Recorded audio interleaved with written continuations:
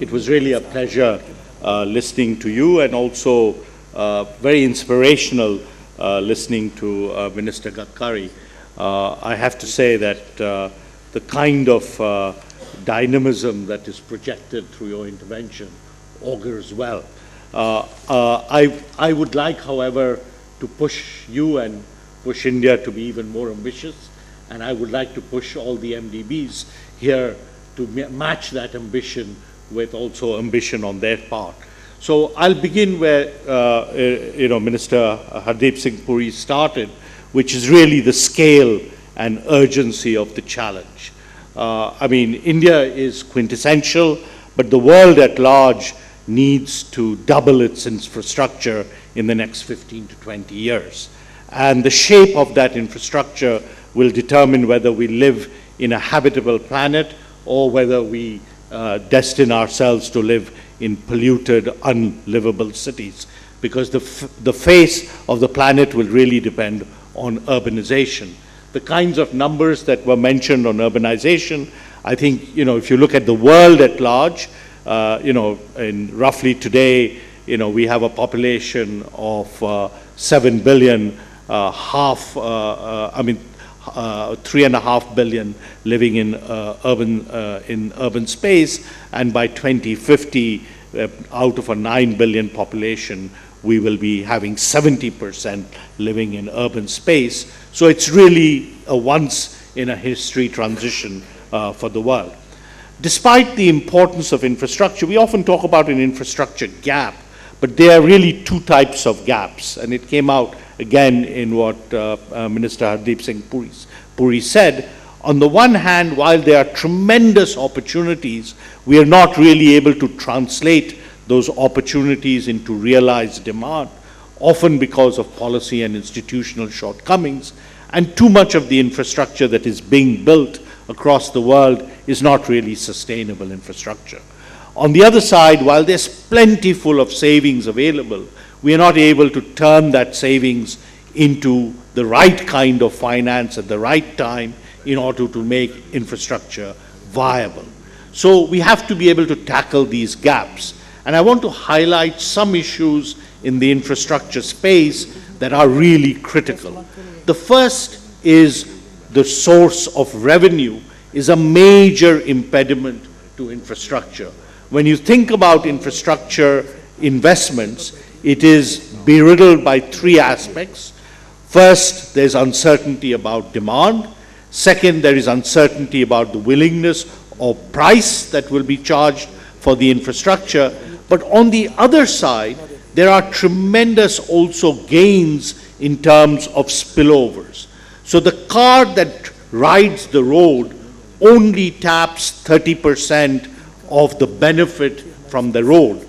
70% of the benefit from the road goes really to contiguous areas in terms of activity benefits and in terms of property valuation.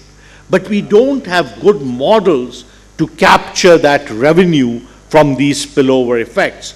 We do it very well in the case of airports, where airports have become shopping malls with extended terminals to them. But we have, and there are potential to do that with railways, but in the whole urban area, there is a need to create viable tapping of these spillovers.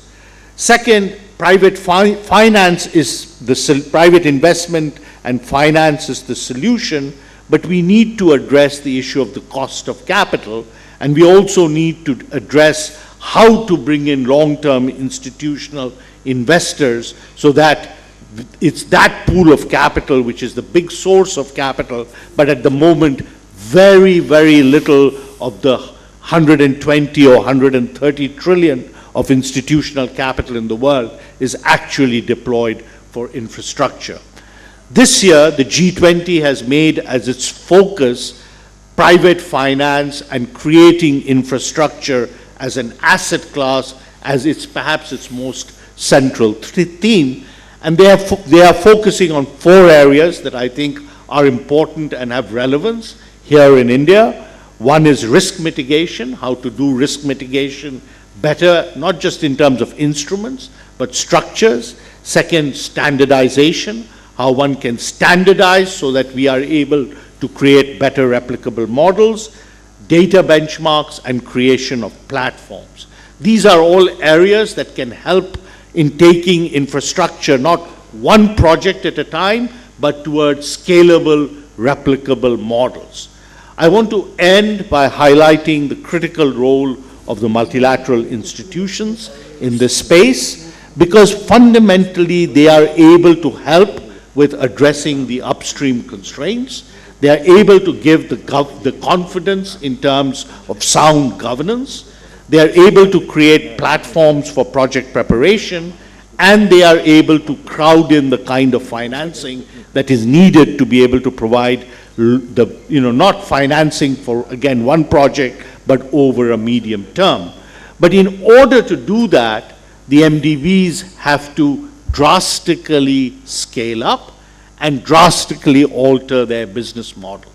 So in terms of scaling up, at the moment, when you look at, the roughly about 3.2 to 3.5 trillion of investment in infrastructure that are estimated, MDBs really account for a very, very small fraction of it.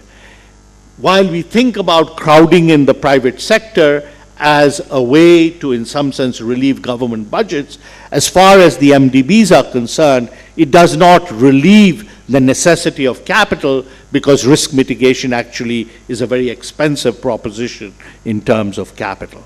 Second, the MDBs really need to do things much more together. Credit enhancements, guarantee instruments should be more aligned across MDBs, and the MDBs should be supporting the kinds of programs we heard from the minister, not one project at a time, but a whole program at a time. The government should be able to say, here is our roads program for the next 15 years, here is the inland waterways program for the next 15 years, here is the irrigation program for the next 15 years. There should be a very serious discussion about whether that is a robust program, identification of binding constraints, creation of platforms that can turn out projects, and as those projects are turned out, financing mechanisms available at scale and on tap so that we can really, really scale up. So I think there is a big opportunity here for governments to lead and for MDBs to really scale up their support. So I know that I will be followed by the MDBs, so I wanted to put that challenge squarely in front of them.